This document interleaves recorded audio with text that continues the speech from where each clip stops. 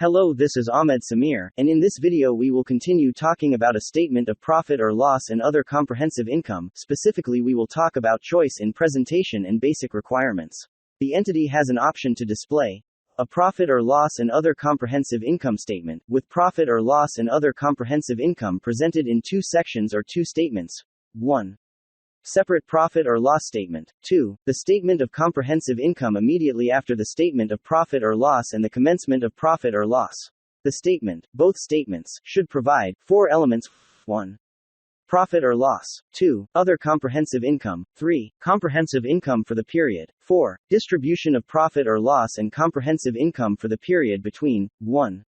Non-controlling interests. 2. The owners of the parent. Other comprehensive income section.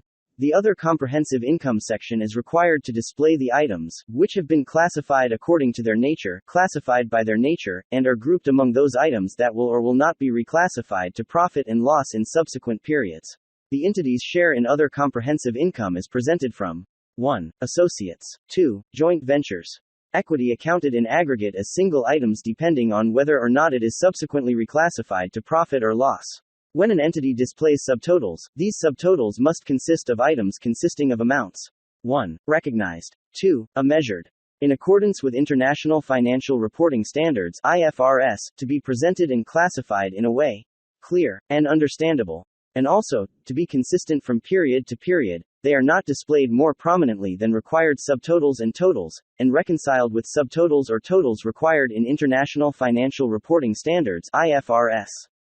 Other requirements. Additional line items may be required to fairly present the entity's operations results. The items cannot be shown as extraordinary items in the financial statements or in the notes.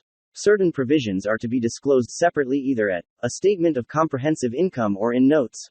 If it is material, including 1. Write-downs of inventories to net realizable value. 2. Or property, plant and equipment to a recoverable amount. 3. Or reversals of such write-downs. 4. Restructuring of the activities of an entity. 5. Revoking any provisions for the costs of restructuring. 6. Disposal of items of property, plant and equipment. 7. Disposals of investments discontinuing operations. 8. Litigation settlements. 9. Other reversals of provisions.